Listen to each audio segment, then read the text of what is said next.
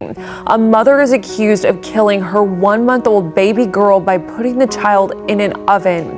Mariah Thomas is facing child endangerment charges and other charges as well. First responders say a witness told them the mother went to put the infant down for a nap but accidentally put her in the oven instead of her crib. Police arrested Thomas on Friday and prosecutors. The child's mother faced a judge for the first time just 24 hours after her boyfriend appeared in court. Channel 2's Kathy Hernandez was inside of the courtroom. Now, Kathy, what happened this morning in court? Well, the case against Raquel Thompson will go to a grand jury in the next 90 days. Wearing an orange jumpsuit and 8 months pregnant, she appeared before a judge this morning. Thompson, along with her boyfriend Cornell Malone, are charged with 4 counts of child endangerment. Those charges stem from the death of 19-month-old Jazira Thompson.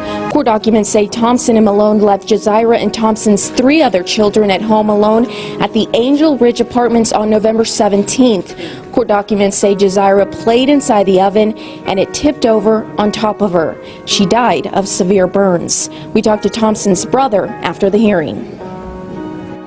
She's a good mother. Like I said, I wouldn't expect something like this to happen. I've never heard I never intended to of her become a leaving monster. her kids It at happened home so by gradually, themselves. I didn't recognize myself by the end.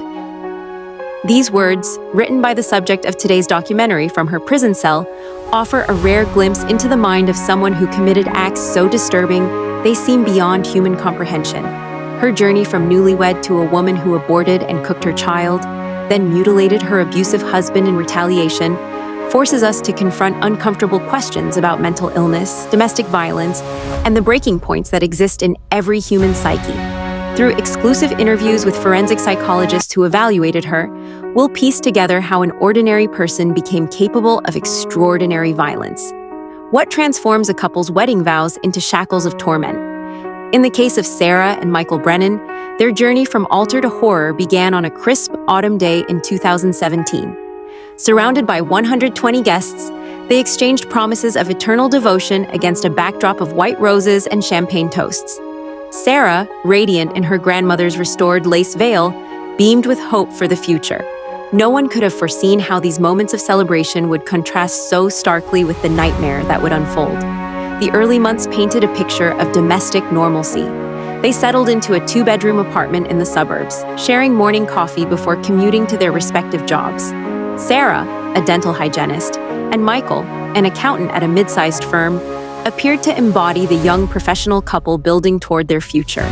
Weekend brunches with friends, holiday cards featuring both their smiling faces, and social media posts showcasing spontaneous weekend getaways reinforced this facade of matrimonial bliss. They seemed so perfectly matched, recalled Jennifer Lawson, Sarah's coworker. She was always talking about their plans to start a family, how they were saving for a house with a yard. When she announced her pregnancy 6 months after the wedding, everyone was thrilled for them. But behind their apartment door, the reality diverged dramatically from this carefully curated image. The first hairline fractures appeared within weeks of their marriage. What Sarah initially dismissed as protective behavior steadily transformed into something more sinister. Michael began monitoring her phone calls, questioning her whereabouts, and expressing disapproval of certain friendships. The isolation happens gradually, explains Dr. Eleanor Richards, forensic psychologist specializing in domestic violence cases. Abusers rarely reveal their true nature immediately. They systematically disconnect their victims from support networks until the victim's entire world revolves around the abuser.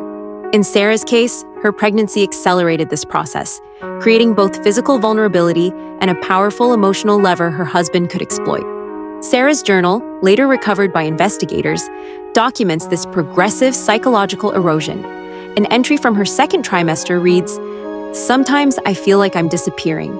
Yesterday, he threw away the cookies Mom sent because he said sugar was bad for the baby. When I cried, he held me and said he was only trying to protect us. I feel so confused all the time." As her pregnancy progressed, Michael's controlling behavior intensified. He insisted on attending every doctor's appointment, speaking over Sarah when the obstetrician asked questions. He dictated her diet, sleep schedule, and even the clothes she could wear. When Sarah's mother attempted to organize a baby shower, Michael thwarted the plans, claiming it would cause unnecessary stress. Perhaps most tellingly, Sarah's journal entries began showing disturbing shifts in her perception of reality. By her 7th month, her handwriting had changed, becoming more erratic, with fragmented thoughts scattered across pages. "Sometimes I think there's something evil growing inside me," she wrote. "I hear it whispering at night when he's asleep. What kind of mother thinks these things? What's happening to me?" The couple's next-door neighbor, Ricardo Torres, later told investigators, "We could hear the fighting through the walls. At first, it was just yelling, but then came the crashes, things being thrown. Once I heard her screaming, 'Please, not while I'm pregnant,' I regret not calling someone. We all suspected, but nobody wanted to interfere in a private matter." By her 3rd trimester, Sarah had been entirely cut off from friends and family. Her phone privileges were restricted to emergency use only, and she had stopped showing up to work, claiming complications with her pregnancy required bed rest, a story Michael had fabricated and instructed her to tell her employer. In cases of extreme isolation combined with ongoing psychological abuse, the victim's grasp on societal norms and moral boundaries can severely deteriorate. Dr. Richards explains, "Their reality becomes whatever the abuser tells them it is." Combined with the hormonal and physical changes of pregnancy, Sarah was experiencing a perfect storm of stressors that compromised her ability to think clearly. The mind under extreme pressure doesn't shatter all at once. Instead, it fractures along invisible fault lines, creating a new, terrible logic that exists beyond the boundaries of what we consider human. When Sarah crossed that final threshold after terminating her pregnancy, she entered a realm of behavior that defies conventional understanding, where the unthinkable becomes not just possible, but inevitable. Dr. Marcus Holloway, clinical director at the Behavioral Sciences Research Institute, has spent decades studying cases where severe trauma manifests in ritualistic behavior. What Sarah did with the fetal remains represents one of the most extreme dissociative states I've encountered in my 30 years of practice, he explains. By keeping and preparing the remains in a culinary manner, she was engaging in a primitive form of control reclamation, essentially trying to process a reality too painful to integrate into her conscious mind. The abortion itself was performed at an outpatient clinic where Sarah gave a false name. According to clinic records, she appeared detached but determined throughout the procedure. What the staff didn't realize was that Sarah had brought a specialized container, later telling investigators she had special plans that no one would understand. Over the next 48 hours, Sarah engaged in what prosecutors would later describe as methodical preparation of the fetal remains. The kitchen, normally a place of nourishment and care, became the stage for an act so transgressive that even veteran detectives requested psychological support after processing the scene. Sarah's journal, recovered from beneath the bathroom sink, contained detailed notes about returning what was taken and completing the circle, phrases that forensic psychiatrists identified as indicative of severe dissociative thinking. Michael's discovery of what she had done triggered catastrophic violence. Returning home unexpectedly from a business trip, he found Sarah seated at their dining table, the remains arranged on fine china, the wedding set they had received as a gift from his parents. Security footage from their apartment building's hallway captured Michael's primal scream, followed by the sounds of devastating physical assault. "The level of violence inflicted indicates a complete loss of restraint," stated the emergency physician who treated Sarah.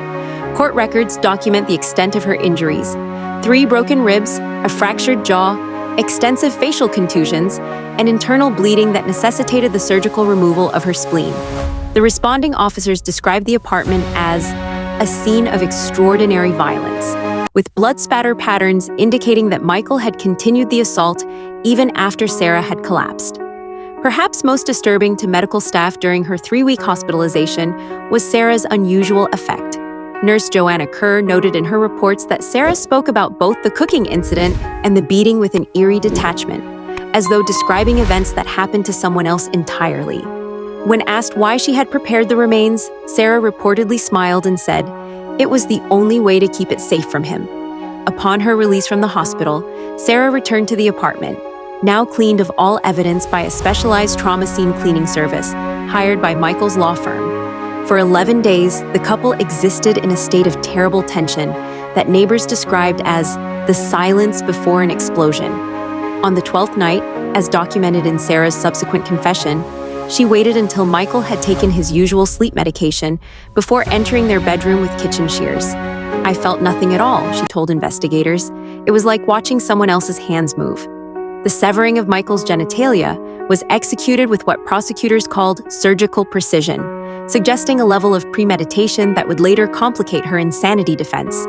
Dr. Vanessa Chen, the forensic psychiatrist who conducted over 60 hours of evaluations with Sarah, concluded that by this point, Sarah was operating within an entirely separate reality, one where her actions represented justice rather than violence.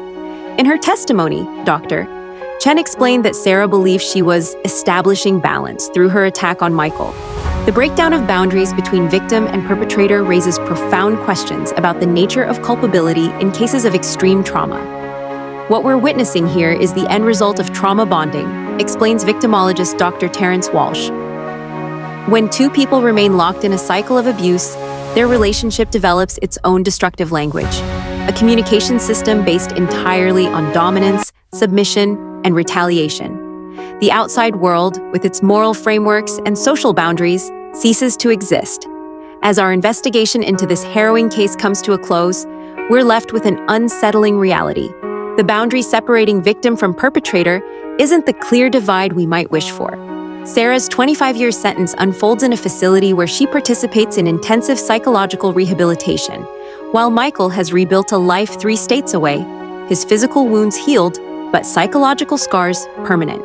The long-term impacts of such extreme domestic violence ripple outward like toxic waves. Experts note that both parties in this tragic dance will likely battle chronic trauma, persistent mental health disorders, and profound difficulties forming healthy relationships in the future. The psychological aftermath extends far beyond courtroom verdicts or prison terms. What makes this case so disturbing isn't just the gruesome details.